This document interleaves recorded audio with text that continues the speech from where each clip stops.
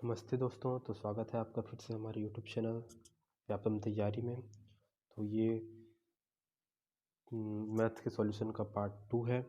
तो कल हम लोग 94 तक कर चुके थे। अब जो बचा हुआ क्वेश्चन था हम वो आज की वीडियो में करेंगे।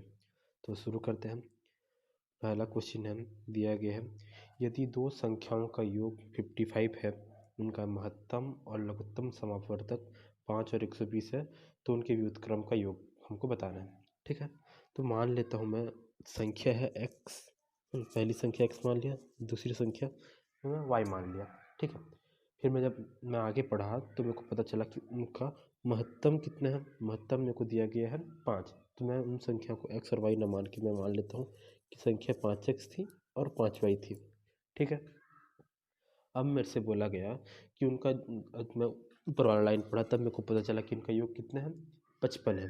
तो इनको मैं जोड़ा तो मेरे को कितना मिलना है, इन दोनों संख्याओं को जब मैं जोड़ूंगा तब मेरे को कितना मिलेगा, 55। ठीक है, तो यहाँ से अगर मैं 5 से सभी को भाग दे दूँ तो क्या बन जाएगा, x प्लस वाई बराबर 11।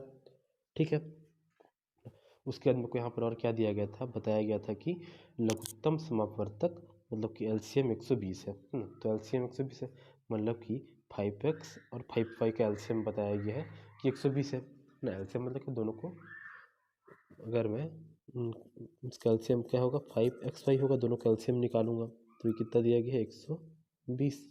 तो यहाँ से xy क्या निकल के आया, xy बराबर 120/5। तो 5 से भाग देने पर ये हो जाएगा, 5 दूनी 10, बचा दो पचम, सॉरी 5 को 20, तो ये आ गया 24। ठीक है, तो बोला गया अब उन संख्याओं का व्युत्क्रम का योग कितना होगा। तो बताओ, अगर संख्या 5x और 5y माना था है ना, तो उसका व्युत्क्रम मतलब उसका उल्टा तो क्या हो जाएगा, 1/5x प्लस 1/5y हमको इसका मान निकालने के लिए बोला है। ठीक, तो निकाल देते हैं। तो इसका लघुत्तम कितना जाएगा, 5xy जाएगा है ना। तो 5x से 5x और 5x कट जाएगा, बचा y, तो यहाँ आ गया y और यहाँ पर आ जाएगा उसी तरीके से x है ना। तो देखो, योग तो हमको दिया गया था, हम कितना निकाले थे, x प्लस वाई का मान निकला था 11 और x इंटू वाई का मान निकला है 24। तो इसको कर देंगे 5 इंटू 24।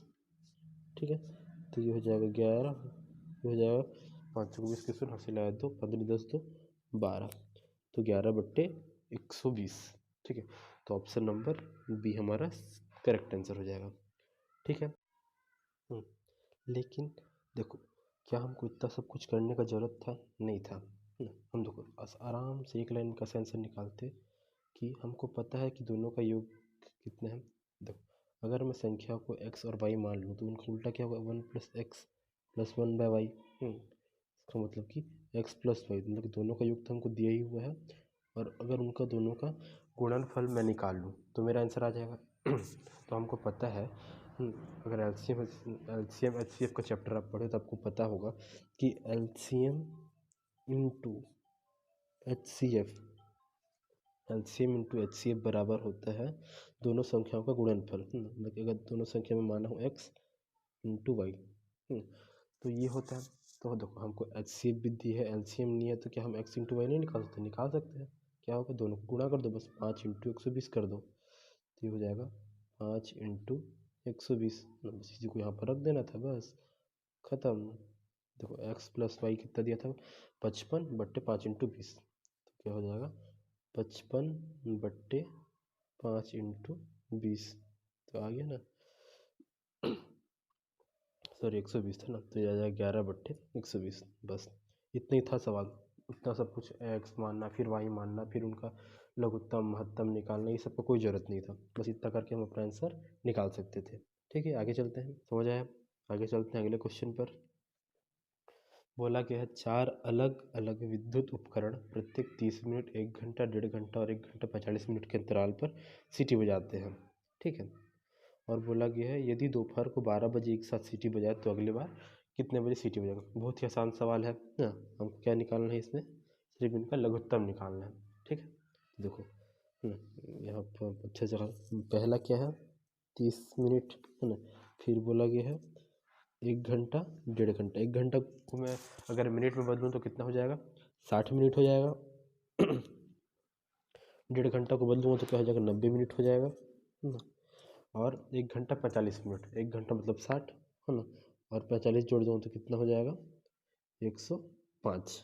ठीक है, 105 लघुत्तम निकालना है, मतलब कि हमको इसका इस तरीके से निकाल लो, है ना। तो 30 को मैं क्या लिख सकता हूँ? 6 पंचे 30। 6 का मतलब क्या होगा? 3 × 2 × 5, 3 दूनी 6 पंचे 30 हो गया। 60 को क्या लिख सकता हूँ मैं? है ना, 6 दहम 60, मतलब 3 दूनी 6 और दहम मतलब 5 × 2। ठीक है, 90 को क्या लिख सकता हूँ? 90 हो जाएगा मेरा 3 3 9 और 5 × 2, और ये कितना हो जाएगा? 105 ना। ये हो जाएगा, अगर मैं 5 से काटूँ तो ये हो जाएगा 5 दूनी 10, 5 कम 5, 21 को लिख सकता हूँ 7 21, तो 7 × 3 ना। अब क्या करेंगे, इसमें देख लेते हैं मैक्सिमम कितने कितने बार आ रहे हैं। 2 अधिक से अधिक कितने बार आया? 2 अधिक से अधिक आया यहाँ पर 1 बार और यहाँ पर 1 बार। 2 अधिक से अधिक 2 बार आया ना। 3 अधिक से अधिक यहाँ 2 बार आया है, और 5 अधिक से अधिक 1 बार आ रहा है, और 7 अधिक से अधिक 1 बार आ रहा है। ठीक है, तो क्या करेंगे, इसको हम लोग गुणा करना है बस अब, है ना। तो क्या हो जाएगा? LCM लघुत्तम बराबर हो जाएगा 3 अधिक से अधिक 2 बार, मतलब 3 का 3 × 3 9 ना, और ये हो जाएगा 7 1 बार, 5 1 बार और 2 2 बार, है ना। देखो 5 दूनी 10, है ना, 7 दूनी 14, 5 दूनी 10 हो गया, 7 दूनी 14, तो 14 निम्मा कितना होता है? चलो लिख ही लेते हैं यहाँ पर, 9 × 14 × 10 कर लो इसको। 36 की 6 हंसी लाए 3, 9 और 3 12, ये आ जाएगा 1260। ठीक है, हमको क्या पता लगाना है कि अगली बार अब कब एक साथ 3 लोग बजेंगे, है ना। तो देखो अगली बार निकालने के लिए क्या करेंगे हम लोग, इसको किससे भाग देंगे बताओ? ठीक है, तो इसको, ये तो हम लोग का निकल गया, लेकिन ये हमारा निकला किस में? ये है मिनट में निकला है ना। तो हमको इसी को अब घंटे में बदलना है और कुछ नहीं है। तो घंटे में बदलने के लिए इसको क्या कर देंगे हम लोग? 60 से भाग दे देंगे ना, क्योंकि 1 घंटा बराबर 60 मिनट होते हैं, तो 0 से 0 कट जाएगा। 6 दूनी 12, 6 कम 6, इतने घंटे के बाद, है ना। अब खुद बताओ कि अगर 12 बजे है ना, अगर 24 घंटा होता तो क्या होता? 24 घंटे के बाद, है ना, 12 बजे की 21 घंटे बाद बोला है, तो 12 बजे के 24 घंटे के बाद कितना बजता? 12 बजता, है ना। लेकिन क्या है, 3 घंटा यहाँ पर कम है ना। इसमें हम लोग 3 जोड़ेंगे तब तो 24 घंटा हो ना, 3 घटा दो ना, तो क्या हो जाएगा? 9 बजे सुबह। इसका आंसर क्या हो जाएगा? Option number B, 9 AM। आगे चलते हैं। बोला गया है किसी संस्थान का विद्युत बिल आंशिक रूप से नियत तथा आंशिक रूप से विद्युत इकाई के खर्च पर निर्भर करता है। किसी महीने 540 रुपये इकाई खर्च होने पर बिल 1800 रुपये आया, 620 यूनिट खर्चा होने पर 2040 रुपये आया। तो अगर 500 इकाई खर्च हुआ है तो बिल कितने का बनेगा बोल रहा है। ठीक है, तो देखो ऐसे सवालों को कुछ नहीं करना होता है, ज़्यादा सिंपल। क्या करेंगे, देखो बोला गया है कि हम मान लेते हैं कि एक जो था उसका फिक्स था। मान लो आपको एक्स रुपया है, चाहे ए रुपया, जो भी मानना है, एक्स रुपया तो आपको देना ही देना है ना। और उसके ऊपर से जितने का बिल बनेगा उसके साथ कुछ चार्ज जुड़ के ना आपका पूरा टोटल बिल बनेगा। ठीक है, तो मैं मान लेता हूँ कि यहाँ पर एक्स रुपया तो इसको देना ही देना था, और क्या हुआ? 540 रुपया ना, मतलब 540 इकाई खर्च हुआ, तो उसके साथ कुछ पैसा गुणा होके मतलब 540 प्लस वाई, है ना। और इस तरीके से जब इसका बिल निकाला गया तो ये 1800 रुपये का बिल आया। ठीक है ना? अब आगे क्या करना है ना, फिर एक्स रुपये कुछ बिल रहा होगा, है ना। अब की बार कितना यूनिट का खर्चा आया? अब की बार 620 यूनिट का खर्चा आया, है ना। तो यहाँ पर 620 वाई करेंगे तो कितना? 2040 रुपये का मेरा टोटल बिल बन गया, है ना।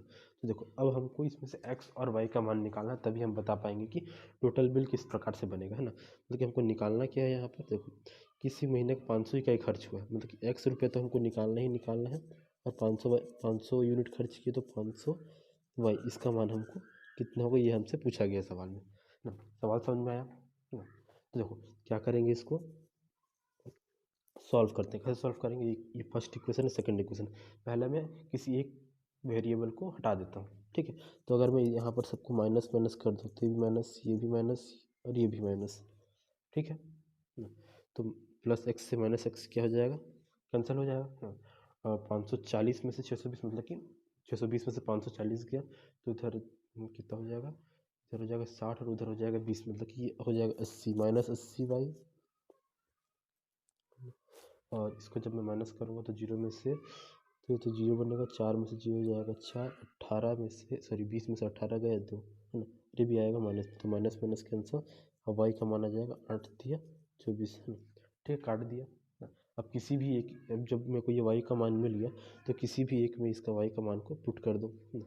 चाहे इसमें अच्छा लगे तो इसमें लगा दो, इसमें पुट करना है तो इसमें लगा दो, किसी भी एक में पुट कर देंगे, ठीक है। वैल्यू को मैं पहले वाले में कर रहा हूँ, तो क्या बनेगा ये, तो x प्लस 540 वाई का मान सीधे रख देते हैं 3 बराबर 1800, ठीक है।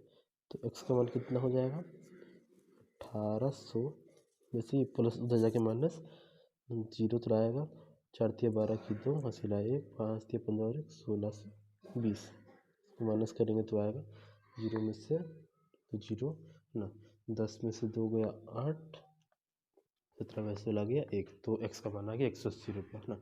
हम जब x का मान निकल गया, y का मान निकल गया, तो आप पुट कर दो आराम से, कुछ नहीं है। तो क्या हो जाएगा 180 प्लस 500 इंटू वाई का मान आया था 3, तो करेंगे तो 5 दिया 1500, तो 180 प्लस 1500 1680 रुपये आएगा इसका हम लोग का आंसर, 1680 रुपये, ठीक। 1680 का है ऑप्शन नंबर सी, तो ये हम लोग का आंसर हो गया। ये भी इजी सा क्वेश्चन था। तो क्वेश्चन में बोला गया है किसी वस्तु एक वस्तु x का भाव प्रति वर्ष 40 पैसे बढ़ता है जब वस्तु y का भाव प्रति वर्ष 15 पैसे तक बढ़ता है। यदि 2001 में x का भाव दिया गया है 4 रुपये 20 पैसा था और y का भाव 6 रुपये 30 पैसा था, तो बोल रहे हैं कितने सालों के बाद x का जो भाव है वो y से 40 पैसे अधिक हो जाएगा, ठीक है। तो इसको कैसे करेंगे, देखो इसको मान लेते हैं कि टी साल के बाद, ही टी साल के बाद ना ऐसा होगा कि एक्स का जो पैसा है वो 40 पैसा अधिक हो जाएगा। तो देखो अगर एक साल में 40 पैसा बढ़ता है एक्स का, तो वाई तो टी साल में कितना बढ़ेगा, तो टी साल में 40 इंटू टी, तो पैसा है ना, तो यहाँ दशमलव लगाता हूँ, 0.40 इंटू टी, और वो और वाई का कितना बढ़ेगा, एक साल में 15 पैसे बढ़ता है, तो 0.15 इंटू टी, ठीक है। तो देखो ना हमको इस टी का मान ही निकालना है।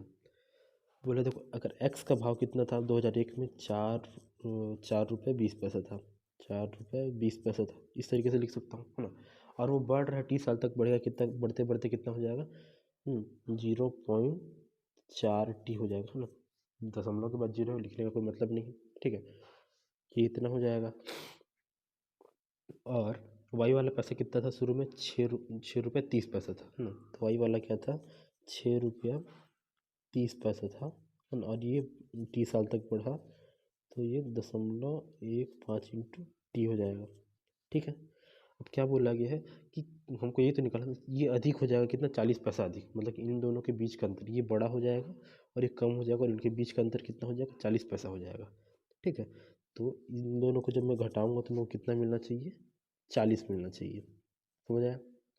तो कुछ नहीं है, टी का मान ही तो निकालना है, बस सॉल्व कर दो। तो क्या हो जाएगा 4 20 में से 6 30 घटाएंगे तो 0 से 0 3 1 29 हो जाएगा, माइनस माइनस 2.1 हो जाएगा ये, ठीक है, -2.1, ठीक। तो ये माइनस इधर आएगा ना, तो इसको यहाँ पर ले जाकर सीधे हम लोग प्लस प्लस कर दें, 0.40 -2.1, यहाँ दशमलव छूट गया है, ठीक है। और यहाँ पर करेंगे तो कितना 4 टी माइनस 0.15 टी, है ना। तो 40 में से 15 आ गया तो 25 टी, मतलब कि 0.25 5t। बस यही यही मान तो हमको निकालना था। इसको मैं ऐसे भी लिख सकता हूँ 0.1/4t। तो इसको माइनस कर दो। यहाँ पर मान ये नहीं, ठीक है ठीक है ठीक।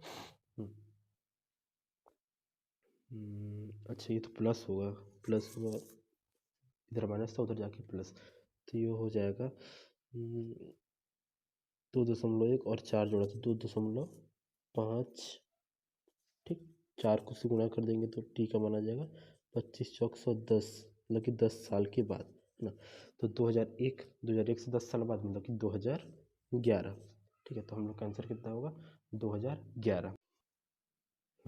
तो चलते हैं अगले प्रश्न पर।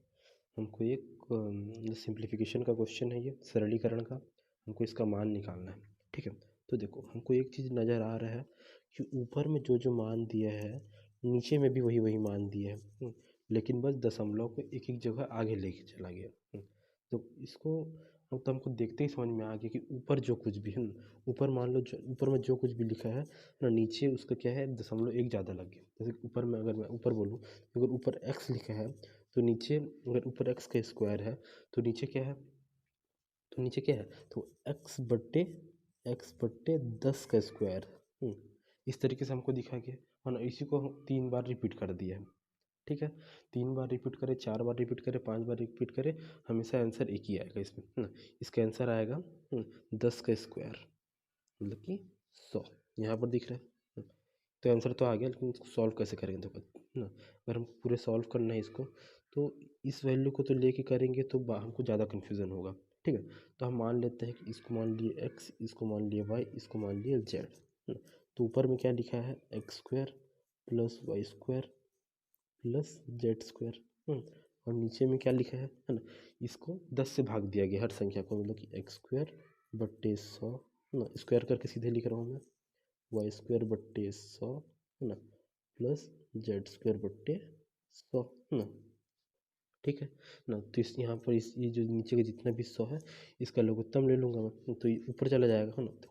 तो ये जो है इसका लघुत्तम लूँगा, ये बड़ा वाला ये है ना, इसको मैं यहाँ उतारा, फिर इसका लघुत्तम लूँगा, यहाँ 100 आएगा। फिर यहाँ पर भी x² + y² + z², फिर यहाँ पर भी वही आएगा, ये आपस में कट के ये 100 कहाँ चला जाएगा, ऊपर चला जाएगा।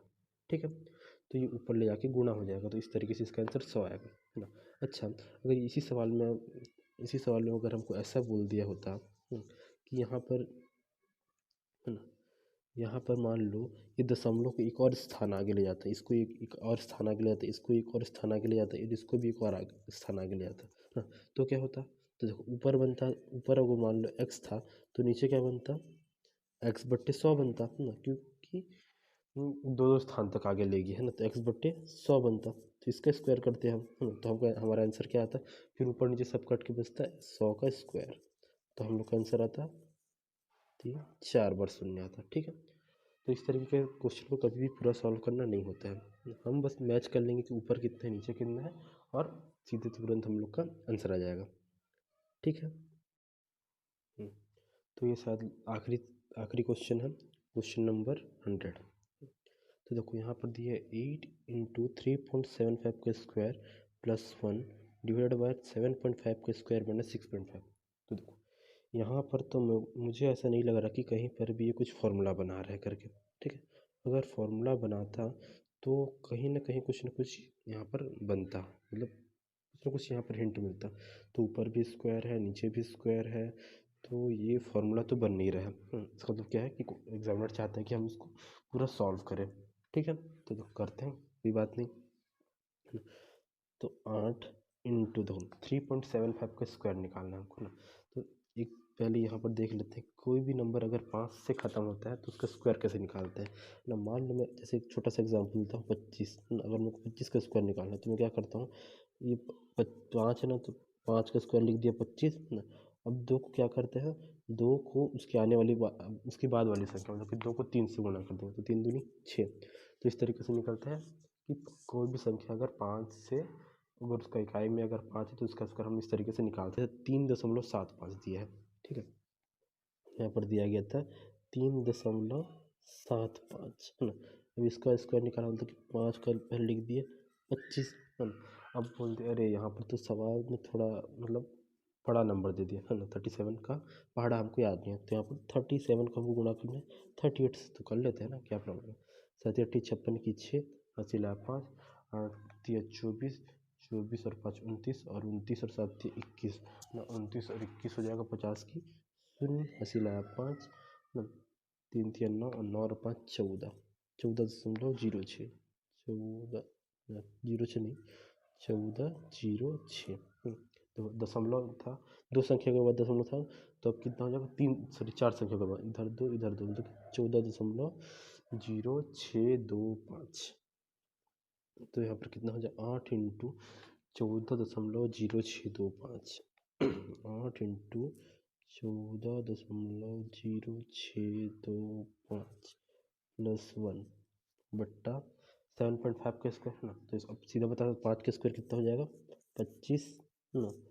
और एक संख्या के बाद है तो यहाँ पर दो संख्या के बाद आएगा दशमलव, और 7 का गुणा करेंगे 8 7 8 56, 56 25 माइनस 6.5। बहुत ज़्यादा कैलकुलेशन है ये तो, कोई बात नहीं, गुणा करते हैं। 8 पंचे 40 की 0, हासिल है 4, 8 दूनी 16 4 20 की 0, हासिल है 2, 8 छक्का 48 50 की 0, हासिल है 5, 8 5 13 की 3, हासिल है 1, 8 चौको 32 और 33 की 3, हासिल है 3 8 और 3 11। तो कुछ नहीं है, प्लस 1 बट्टे 6.5 था ना, यहाँ पर 6.5 कैसे हो गया है ना। तो माइनस करेंगे ना, 5 में से 0 गया 5, 12 में से 5 गया 7, दशमलव का दशमलव है ना। अब यहाँ कितना बचा, 5 में से 6 गया मतलब कि 15 में से 6 गया 9, और 5 में से कुछ नहीं गया, 4 है ना, तो 49.75। ठीक है, 114.3 बट्टे 49.75। तो शायद ये जाए कट जाए, ऑप्शन देख लेते हैं।